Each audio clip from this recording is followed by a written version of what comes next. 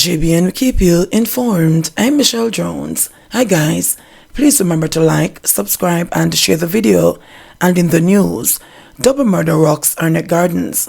2 men were shot dead at West Road in Zimbabwe, Arnett Gardens, St. Andrew, Sunday morning. They have been identified as 20-year-old James Walker, otherwise called Jaja, and Tajay O'Neill Watson, 20. Both men are from Paradise Courts in Zimbabwe. It was reported that around 9:35 a.m., Walker and Watson were sitting on the inside of the premises when armed men approached. The gunmen, the police said, opened gunfire, hitting both of them. They were rushed to the Kingston Public Hospital, where they were pronounced dead on arrival. Police said initial investigations have suggested that Walker was the main target of the attack. Information was that he was an affiliate of the Top Sunlight Street Gang and was the target of members of the Bottom Sunlight Street Gang. The Kingston Western Police are probing the double murder. Senior citizens robbed of cash, jewelry and gun in St. Elizabeth.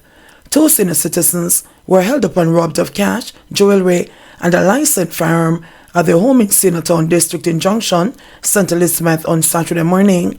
The victims, ages 70 and 76 years, were surprised by thieves who broke into their home as they slept, police reported. Reports received are that around 1:48 a.m., the seniors were awakened by strange sounds and saw 2 men at their bedside. The men demanded money and jewelry. Police said when the thieves' demands were not met, they tied up the elderly residents. The men then searched the house and stole a gold chain with a pendant, 4 gold bracelets, 1 gold necklace with a pendant, one of the victims' licensed firearms, 49,000 Jamaican dollars, $6 US, and 2 cell phones. They left the home and the police were summoned to the area. There, it was discovered that the men had cut off the padlock from the veranda grill and entered the house. The Junction police are investigating. Cops seek couple after alleged rape and assault of 17-year-old girl in St. Anne. A man and a woman are being sought following the alleged rape and sexual assault of a 17-year-old girl at Snow Hill in Ochiris, St. Anne last night. The victim is a student from Gale in St. Mary, police said. Reports received are that around 7:30 p.m., the child went to visit the female, who is her friend. The police said while she was there, her friend reportedly took off her clothes and started sexually assaulting her. The friend then allegedly held her down while her common-law husband raped her. A report was made to the police and the student was medically examined. Police have since launched a search for the couple, who have not been seen since. Sentence upheld for man who stabbed girlfriend at least 20 times. A man who stabbed his 21-year-old girlfriend at least 20 times 7 years ago has lost his bid to get his murder conviction and life sentence overturned in the Court of Appeal. President of the Court of Appeal, Justice Patrick Brooks, on Friday gave the oral judgment on Norman Thomas's application for permission to appeal. Thomas, a taxi operator, pleaded guilty in January 2020 to the murder of Karen Nelson and a month later was ordered to serve 15 years in prison before being eligible for parole. He was 57-year-old when he visited, attacked, and killed the woman at her workplace in Ochiris, St. Anne, on January 29, 2016. He admitted in a police caution statement that the two got into a fight after she rebuffed his attempts to touch her. He persisted, she resisted, the statement said. He surrendered to the police. Thomas argued that the sentence was manifestly excessive. His complaint that his lawyer in the case badly advised him was treated as an appeal against conviction. That attorney has since died. Thomas alleged that he was forced to plead guilty by his attorney for something that he did not do and that the lawyer told him it was best for him to admit to the crime. He also claimed that the lawyer did not tell him he could not plead guilty to murder but guilty to manslaughter and benefit from a lower sentence. Brooks said there is no evidence to rebut Thomas's assertions given the death of the lawyer, but he pointed to evidence from a prosecutor about what transpired with the plea deal. The prosecutor said the Crown rejected the lawyer's proposal for Thomas to plead guilty to manslaughter. Thomas's lawyer in the appeal, Jacqueline Cummings, accepted that based on the prosecutor's evidence, it could not be properly argued that the defense lawyer failed to consider manslaughter.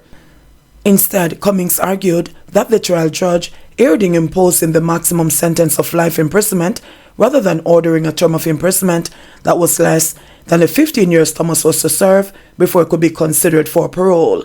She said her suggestion was justified because Thomas had no previous convictions and had a good community report. Brooks said Cummings was quite correct in her position on her client's assertions implicating the deceased lawyer, but that was the only point on which there was agreement, as the Court of Appeal dismissed all the arguments for the sentence to be revisited. Thomas's murder confession was unhesitating and unequivocal, and his allegation that he was forced to plead guilty cannot be accepted, Brooks said, adding that manslaughter would not be available to Thomas because based on Thomas's own assertions, he was the aggressor. He was a man on a mission that day. He felt disrespected and used by this young lady and went armed with his knife to confront her. He accosted her and continued to impose himself on her physically, even if, as he says, she rushed to her bag in which he thought she had acid that would have been an attempt at self-defense, the judge read. Brooks said Thomas cannot say he was provoked or thought that it was necessary to defend himself when he inflicted those 20 wounds on her. His present attempt to accuse defense counsel of being wanting in the circumstances is futile. Brooks also indicated that Cummings was not on good grounds regarding the sentencing. The manner of the commission of this murder, especially the number of wounds that Thomas inflicted on this young lady, was such that either judge made no error in principle, he said, adding that the judge was entitled to consider reports at the time that the woman's family was still grieving over the horrific act. Brooks said Thomas's complaints are without merit. The transcript of the proceedings show that he entered his plea voluntarily, and therefore his attempt to retract it at this stage cannot be accepted. His complaint about the sentence is similarly misplaced. After the decision was read out, Thomas, who appeared in court from the Tower Street Adult Correctional Center, asked whether there was any physical evidence to prove all these allegations that Nelson was 21 years old. I was denying that.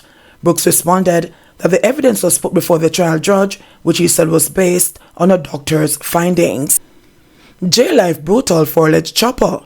A software engineer who allegedly conspired with an unnamed mastermind to steal money from people's bank accounts has been experiencing fainting spells since being locked up. The accused man, Matthew Graham, was rushed to hospital Thursday night, hours after being denied bail by a senior parish judge Lauren Cole Montague when he appeared before the Kingston and St. Andrew Parish Court. Graham, 26, is charged with 5 counts of simple larceny, 3 counts of conspiracy to defraud, 4 counts of unauthorized access to computer data, 4 counts of access with intent to commit or facilitate the commission of an offense, and 2 counts of possession of criminal property. He has not yet entered a plea. It is alleged that on 3 occasions, Graham went to business establishments and stated his intention to make cash purchases. However, he told the proprietors that he did not have the physical bank cards but knew the numbers. After being denied service at one car mart in Kingston, Graham, the court heard, went to another and convinced the agents to allow him to input the numbers in their point-of-sale machine because they did not have the card. The way all the transaction was done, under normal circumstances, you would need 6 digits to authorize a transaction, and in this instance, he only used 3, the proprietor said. The court was told that he purchased 3 cars from a particular car mart after spending $8.4 million. It was further alleged that he got 2 of the vehicles, a 2017 white Subaru and a 2017 white Toyota Axio. The third was not delivered because it was at the wharf. The investigating officer shared with the court that the vehicles were handed over to Graham as the complainant was fearful. He said that the complainant reported that he was threatened by unknown men and Graham, who bragged of owning rifles and other guns. It is further alleged that on another occasion, Graham went to a hardware store in St. Mary, where he again convinced the agent to allow him to input his card number in the point-of-sale machine to facilitate the transaction. On that occasion, he left with $1.5 million in building materials, the court was told. Graham was apprehended earlier this month when he visited a branch of the National Commercial Bank to check on other transactions that he made in St. Mary.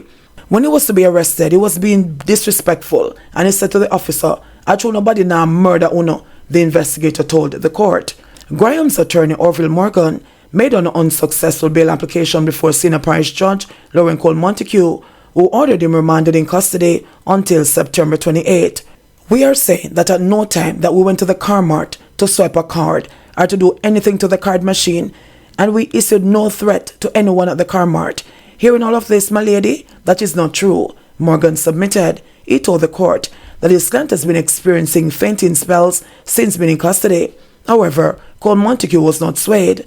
I am not of the view that there are any conditions that can be put in place at this time to help you. I am very concerned about the threat, and I have attached much weight to that. It is unfortunate, but bail is denied, the judge said. JBN, we keep you informed. Please remember to subscribe, like, share, leave us a comment, and click the notification bell to receive our daily news items.